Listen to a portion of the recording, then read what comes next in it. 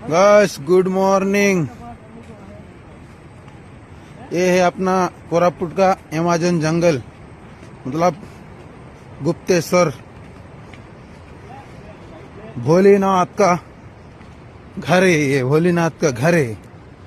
यहाँ का क्या बोलने से मतलब जो रीति रिवाज में बोला जाता है, कहाँ लिखा है, यहाँ जब प्रभु श्री राम आया था ना वनवास, यहीं रुक के एक दिन तपस्या करके यहीं से गया था। यही रोड है भाई। ये है यहाँ का हस्ती कुंड, मतलब जो आदमी का मतलब आदमी जब देहांत हो जाता है उसके बाद उसका हड्डी को जो लेके आके यहाँ विसर्जन करके जो पिंड विंड देता है उसको बोलते हैं हस्ती कुंड ओडिया में। यही प्लेस वही है। अभी फिलहाल देखो एंट्री, यहाँ का व्यू दिखा रहा हूँ मैं आपको अभी।